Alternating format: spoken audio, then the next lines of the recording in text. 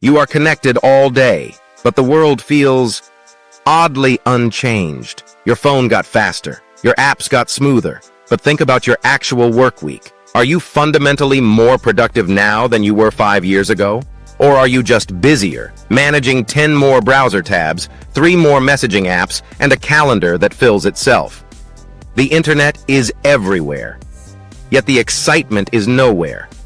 And it is not just you across the US and Europe. Productivity data mirrors this quiet feeling. Technology still moves, but economic momentum feels slower than promised. So here is the real question. Did the internet lose its economic power, or did its role quietly change? Because there is a difference between a frontier and infrastructure. Frontiers feel like fireworks. Infrastructure feels like plumbing, and that distinction explains almost everything. The internet did not fail. It completed its frontier phase. What feels like stagnation is often a transition from a growth engine to economic infrastructure. In this video, we'll look at 3 things: why innovation feels smaller, how capital has repriced the internet, and where the real economic power has moved. Part 1. The internet's completed mission. Let's step back. What did the internet actually do? It connected people.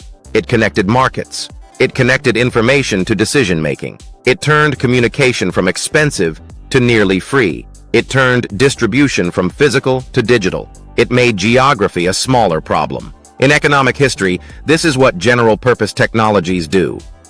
Electricity didn't just power light bulbs. It rewired factories, cities, and labor. Railroads didn't just move people. They reorganized trade, time, and supply chains. The internet belongs in that family. It changed cost structures across the entire economy. But then something predictable happens. The mission completes. Once everyone has electricity, we stop calling electrification the future. We just call it power. Once every business is online, being online stops being an advantage. It becomes table stakes. Today, more than half the planet is connected. The frontier phase is over. And when a frontier closes, the story changes. Big gains move from visible novelty to invisible optimization. That often feels boring. But in economics, boring is usually the sign of maturity. Part 2. Why innovation feels smaller. Now, so why does innovation feel smaller? First, marginal utility. The first video call felt like science fiction. Now it feels like a Tuesday morning meeting. 2-day delivery once felt magical. Now it feels slow. The early internet gave you new abilities. The next phase gives you slightly better versions of the same ones. The benefit is real, but the surprise is gone.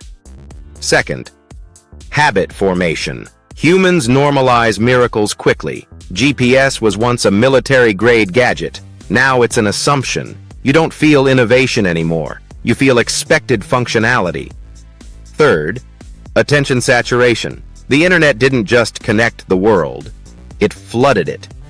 New apps compete with existing habits. New products compete with existing subscriptions. Innovation still exists, but it must fight for attention in an already crowded mental space. This creates a gap between productivity and experience. Systems get more efficient, friction gets reduced, but people feel more exhausted. If an AI tool saves you 10 minutes, you usually spend those 10 minutes doing more work. Efficiency turns into throughput, not relief. This is not a failure of technology. It's a feature of human perception. Part 3. How capital repriced the internet. Now let's shift from psychology to finance. Early internet economics was about growth. Land grabs, market share, winner-take-most narratives. Investors paid for the future, not the present. That's why companies losing money could still be extremely valuable. But mature eras behave differently. When a technology becomes infrastructure, capital prices it like a utility. Less romance, more discipline. You can see this in how platforms behave today. They optimize ad loads, they optimize fees, they optimize revenue per user. In the frontier phase, companies subsidized users to grow. That is why the internet felt free for a decade. VC money was paying for your ride. But in the infrastructure phase, the subsidy ends. Companies monetize users to stabilize earnings. This is why every single feature you once enjoyed for free now comes with a pro badge, a 7-day trial, and a monthly recurring charge. That isn't just corporate greed, it's maturity.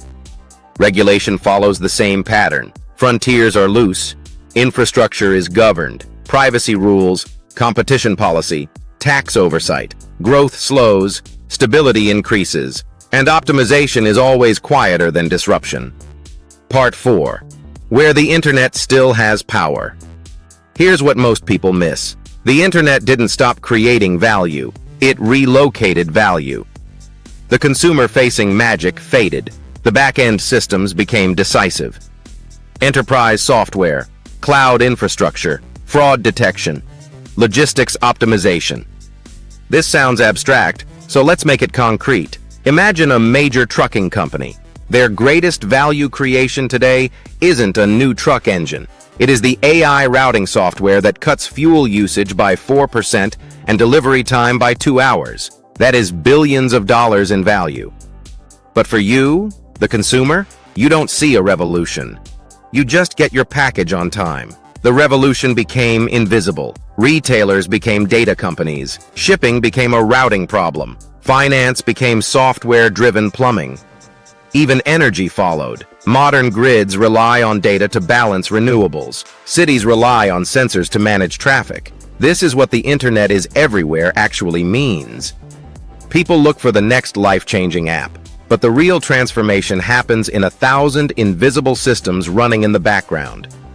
Electricity's visible moment was the light bulb. Its economic impact was the factory. The internet's visible moment was social media. Its real impact is infrastructure. Part 5. The internet's new role. So what is the internet now?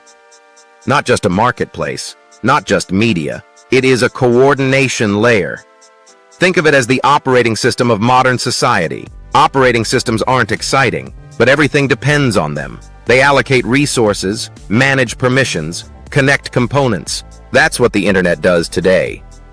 It coordinates labor, capital, and logistics. Innovation moved into the background, and background innovation feels different. It shows up as lower transaction costs, better matching, less waste, higher uptime, real gains, quiet gains. Power now comes from controlling intersections, data access, payment rails, cloud servers. In the frontier phase, value came from expansion. In the infrastructure phase, it comes from control. The internet didn't lose power, it became the environment. So why does the internet feel economically stagnant? Because we confuse excitement with impact. Frontiers are loud, infrastructure is quiet. Maturity is often mistaken for failure. When a technology becomes essential, it stops feeling like progress.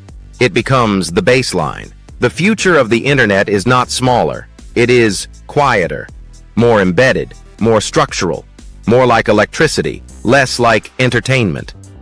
The real question isn't whether the internet still has power. It's whether we can recognize power once it becomes invisible. Because in modern economies, the most important forces are rarely the loudest ones. They're the ones you stop noticing until they break. Stay curious. Stay sharp.